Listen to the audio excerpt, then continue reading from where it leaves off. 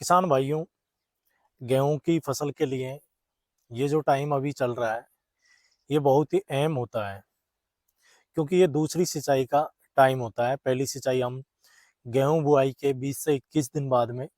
कर चुके होते हैं और दूसरी जो सिंचाई है उसका ये टाइम होता है। दोस्तों, गेहूं की फसल में दूसरी सिंचाई कब करें, दूसरी सिंचाई के टाइम पे कौन कौन से फर्टिलाइजर हमको उपयोग में करने चाहिए, कितनी मात्रा में हमको फर्टिलाइजर उपयोग में करने चाहिए, एवं दूसरी सिंचाई के टाइम भी अगर हमारी फसल पीली दिखाई दे रही है, यानी गेहूं की फसल में पीलापन है, तो उसकी रोकथाम कैसे करनी है। इसके अलावा दोस्तों, गेहूं में बढ़वार रुक गई, बढ़वार नहीं हो रही है ठीक से, एवं गेहूं में जो कल्ले बनते हैं, फुटाव होती है, जैसे ही गेहूं में अपन पहली सिंचाई करते हैं तब से लेकर के और जो 55 दिन के जो टाइम होता है, 21 दिन की जो फसल होती है उसमें हम पहली सिंचाई कर देते हैं, उसके और दूसरे पानी के बीच के जो टाइम होता है दोस्तों, ये गेहूं में बहुत ही अहम टाइम होता है। इस टाइम में सभी जो भी न्यूट्रिएंट्स वैल्यू होती है, जो भी न्यूट्रिएंट्स है, वो गेहूं को प्रॉपर चाहिए होते हैं फुटाव के लिए, बढ़वार के लिए। तो अगर मान लो अभी भी आपके गेहूं में फुटाव नहीं हो रहा है या बढ़वार रुक गई है, तो इसके लिए हमको क्या करना चाहिए जिससे हमारे गेहूं की बढ़वार भी हो और फुटाव भी अच्छे से हो। आज के इस वीडियो में हम इसी टॉपिक पर जानकारी देंगे, और जो भी साथी हमारे यूट्यूब चैनल पर नए हैं, कृपया हमारा यूट्यूब चैनल खेती बाता सब्सक्राइब कर लें और बेल आइकन जरूर दबाएं, जिससे जो भी हमारा लेटेस्ट नया नया जो वीडियो है वो सबसे पहले आप तक पहुंचे। दोस्तों, इस वीडियो का जो मुख्य सवाल है कि हमें दूसरी सिंचाई कब करनी चाहिए। जैसे ही बुआई से 20-21 दिन होते हैं हम पहली सिंचाई कर देते हैं दोस्तों। उसके या 20 से या 21 दिन के बाद में आपने चाहे 21 दिन बाद में पहली सिंचाई करी, चाहे 25 या 30 दिन बाद में, अलग अलग जगह मिट्टी की अलग अलग क्वालिटी के हिसाब से हम पिलाई करते हैं। वैसे अगर मान लो अपन दूसरी सिंचाई की बात करें तो पहली सिंचाई से 20 से 21 दिन बाद में, 20 से 25 दिन बाद में आपको दूसरी सिंचाई करनी चाहिए। दोस्तों, अगर दूसरी सिंचाई के टाइम भी आपकी जो फसल है गेहूं की, इसमें बढ़वार कम है, फुटाव कम है एवं पीलापन है, तो आपको दूसरी सिंचाई के टाइम पे इस पर ध्यान देना है। अन्यथा अगर मान लो आपने ध्यान नहीं दिया तो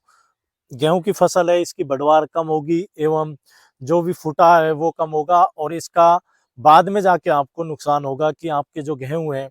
वो पैदावार कम बैठेगी, गेहूं की जो पैदावार है आपके खेतों में कम निकलेगी।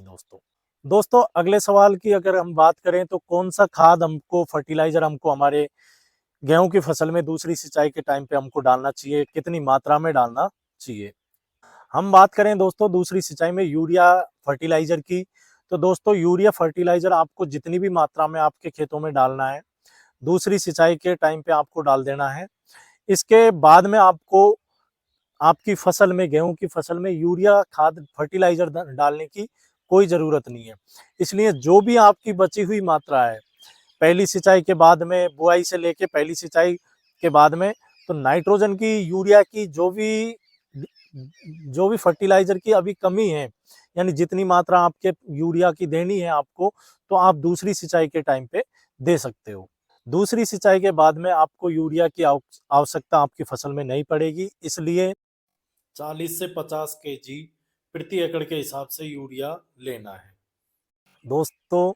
अगर आपकी फसल में बढ़वार ठीक से हो रही है, पहली सिंचाई के टाइम पे आपने यूरिया की पूरी मात्रा डाल चुके हो,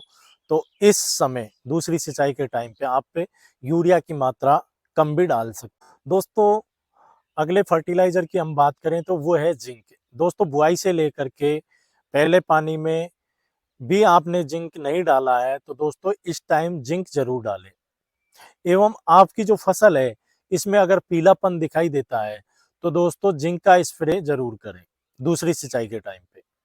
अगर आपने बुआई के टाइम पे जिंक का उपयोग कर लिया है, पहली सिंचाई के टाइम पे आपने अगर जिंक का उपयोग कर लिया है, तो दूसरी सिंचाई के टाइम पे आपको जिंक का उपयोग नहीं करना है।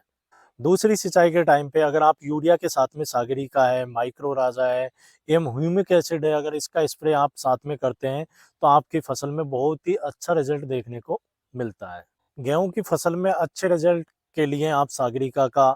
एवं ह्यूमिक एसिड का उपयोग आप कर सकते हैं दोस्तों, बहुत ही अच्छा रिजल्ट आपको देखने को मिलता है। मैंने भी मेरी जो फसल है गेहूं की, इसमें सागरिका एवं ह्यूमिक एसिड का दोनों का यूरिया में मिला के छिड़काव किया है, जिससे गेहूं की जो फसल है वो हेल्दी है। दोस्तों, ये फर्टिलाइजर डालने के बाद में भी अगर आपको लगता है कि हमारी फसल ठीक से बढ़वा नहीं ले पा रही है, फुटाव नहीं हो रहा है और फसल में अभी भी पीलापन है, तो दोस्तों दूसरी सिंचाई में जो आपने यूरिया लिया था, यूरिया खाद जो छिड़का था, और जैसे ही आपकी जो फसल है 5 से 6 दिन आपने अगर मान लो सिंचाई किए हुए हो चुके हैं और आप आसानी से मान लो खेत में घुस सकते हैं, पैर गीले में नहीं गचक रहे हैं या दब नहीं रहा है, तो आप उस टाइम पे दोस्तों एनपीके 19-19 एवं उसके साथ में 1 से 2 किलो यूरिया लेके दोनों को अच्छे से घोल के आपकी फसल के ऊपर स्प्रे कर सकते हो। अब हम अगर मात्रा की बात करें दोस्तों, तो 1 केजी आपको एनपीके 19-19 एवं इसके साथ में 100 ग्राम जो चिलीटेड जो जिंक आता है वो लेना है, और आपको 100 लीटर पानी में घोल के और 1 किलो या 2 किलो आपको यूरिया लेना है। इसको अच्छे से घोल के 100 लीटर से 100 से 150 लीटर पानी लगा लो, जो आपके खेतों में अच्छे से आ जाए, और प्रति एकड़ के हिसाब से आपको स्प्रे कर देना है। दोस्तों, जिंक का जो स्प्रे करेंगे हम, उसके कारण हमारी जो फसल है इसमें क्लोरोफिल की मात्रा है वो अच्छे से पूर्ति हो जाएगी, जिससे प्रकाश संश्लेषण की जो क्रिया है वो अच्छे से होगी, एवं इससे क्या है कि हमारी जो फसल है ठीक से भोजन बना पाएगी और हमारी जो फसल है वो एकदम हरी भरी दिखाई देगी। दोस्तों, अगर आपको हमारे द्वारा इस वीडियो में दी गई जानकारी अच्छी लगी तो हमारे यूट्यूब चैनल खेती बाता को सब्सक्राइब करें एवं बेल आइकन जरूर दबाएं, जिससे जो भी लेटेस्ट वीडियो है वो सबसे पहले आपको मिले, और अन्य किसान दोस्तों तक जरूर से जरूर शेयर करें।